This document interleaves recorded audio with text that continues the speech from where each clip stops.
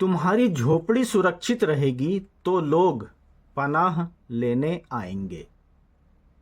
साथियों, जय भीम। चलिए बाबा साहब का एक और भाषण देखते हैं। मुंबई में दिनांक 26-27 अक्टूबर 1954 को मुंबई प्रदेश द्वारा all India schedule caste federation का एक सम्मेलन पुरंदरे स्टेडियम में आयोजित किया गया था। इस सम्मेलन में पहले दिन यानी 26 अक्टूबर को बाबा साहब डॉक्टर अंबेडकर सम्मेलन में उपस्थित हुए थे। उनका स्वास्थ्य ठीक नहीं था, फिर भी उन्होंने विशाल जनसमूह को संबोधित करते हुए कहा था, मित्रों, जिस काम के लिए हम लोगों ने यह सम्मेलन बुलाया था उस उद्देश्य को सभा संचालक ने पूरे तौर से समझा नहीं है। यदि समझा होता तो यह सभा सार्वजनिक जगह ना होकर गुप्त जगह हुई होती। मुझे कार्यकर्ताओं से बहुत कुछ कहना था, लेकिन वह गुपचुप कहना था। अब मैं स्पष्ट तौर पर कुछ नहीं कह पाऊंगा, केवल उसका सार ही बता सकता हूं। जो गंदगी शेड्यूल कास्ट फेडरेशन में भर गई है उसे निकालकर बाहर करना था।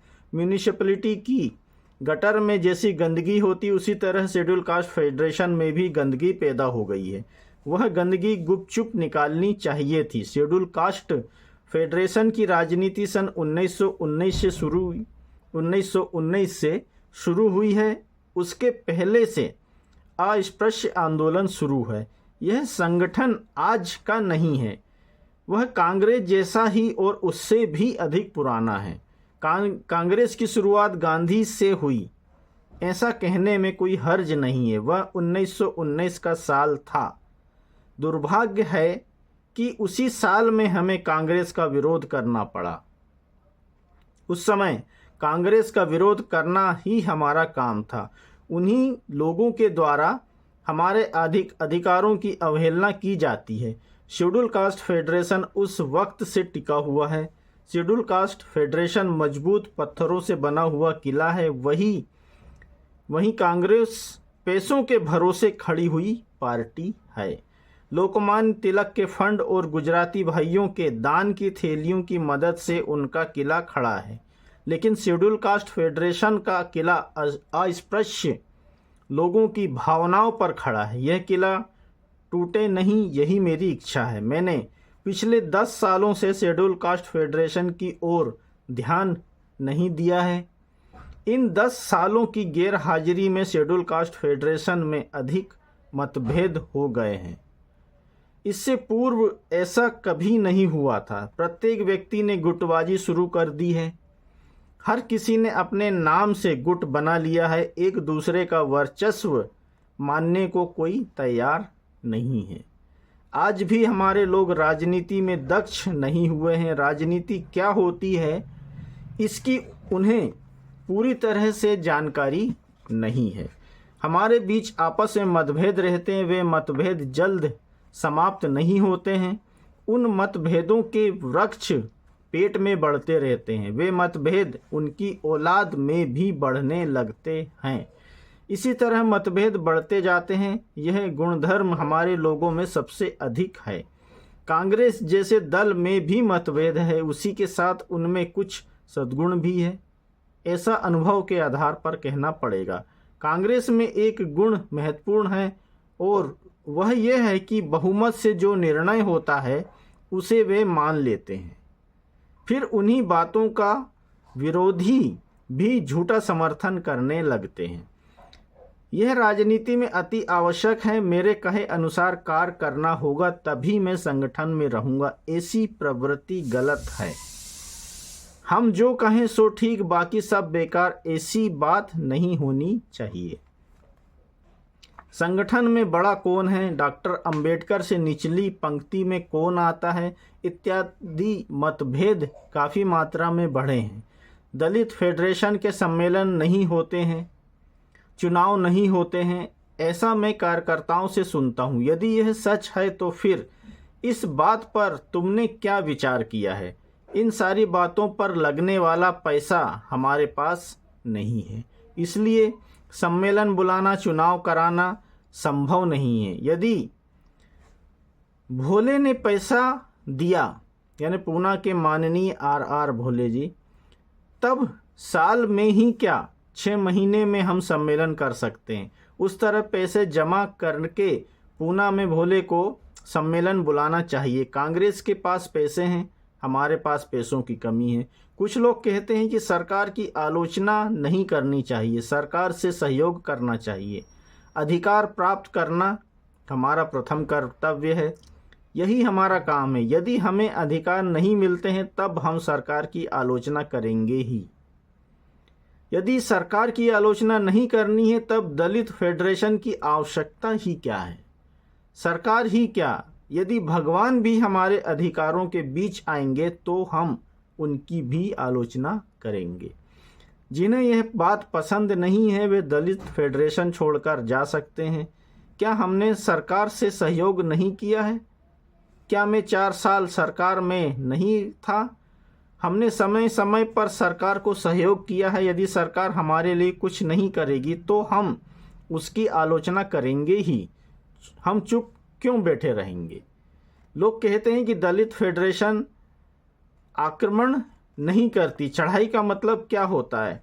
क्या हम चढ़ाई की राजनीति पचा सकते हैं? यदि हम लोगों ने चढ़ाई की तब उसकी आप सभी को भी तकलीफ होगी। यदि हम जेल में गए तब दूसरे लोग तुम्हारा उत्पीड़न करेंगे, तुम्हें तकलीफ देंगे। तुम ही लोग हो जो डॉक्टर अंबेडकर को मदद करते हो, ऐसा कहेंगे।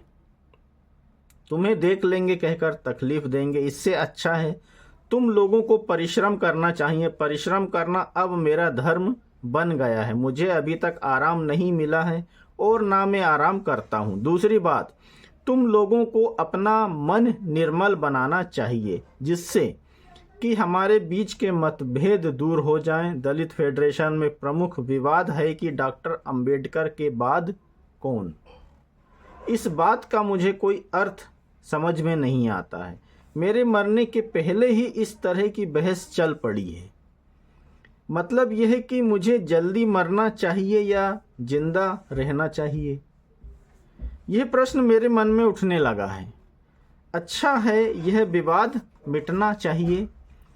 इसका उपाय मैंने खोज निकाला। इस विवाद को मिटाने के लिए दलित फेडरेशन के नेता और कार्यकर्ताओं का चुनाव होना चाहिए। उसी समय यह विवाद मिटेगा। जो व्यक्ति काम करता है वह सच्चा नेता होता है। क्या लोगों को मालूम है उसका नेता कौन है? यदि किसी ने काम किया हो तब सच्चा नेता कौन है, लोग इसे समझ सकते हैं। यह व्यवस्था स्वीकार करने पर 4 आने की मेंबरशिप नहीं चाहिए। दलित फेडरेशन में पैसे खाने की प्रवृत्ति अंदर तक फैल गई है, इसलिए कांग्रेस की तरह 4 आने की बंदिश हमें नहीं चाहिए। प्रत्येक अस्पृश्य व्यक्ति दलित फेडरेशन का सदस्य है, उसे वैसा नहीं समझना चाहिए, किंतु हम समझते हैं। इसी तरह प्रत्येक गांव के लोग अपने गांव के 5 लोगों को चुनेंगे। इस तरह सभी तहसीलों के गांव के 5 के हिसाब से लोगों ने अपने अध्यक्ष सेक्रेटरी का चुनाव करना है। इस तरह भविष्य में कोई शिकायत नहीं रहेगी। इस चुनाव को सभी लोग स्वीकार करने को बाध्य होंगे। जमा हुए पैसे बैंक में रखे जाएंगे। जो लोग दूसरों के लिए संघर्ष करते हैं वे ही नेता होते हैं। लोगों को यह समझ में आता है, इसलिए उन्हें काम करना चाहिए। मैं राजनीति से बाहर जाने वाला हूँ। मैं अब सिर्फ सलाह मशवरा देने वाला हूँ।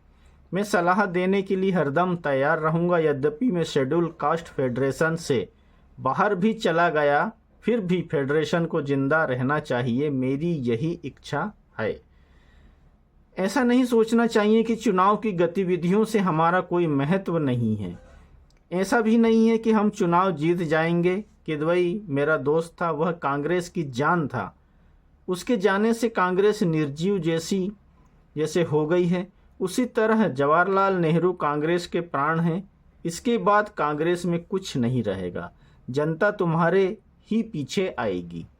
बाकी दूसरों के घर टूट भी जाएं फिर भी तुम अपनी झोपड़ी बनाए रखना। लोग तुम्हारी झोपड़ी में पनाह लेंगे। तुम्हारी झोपड़ी सलामत रही तभी तुम्हारी जीत होगी।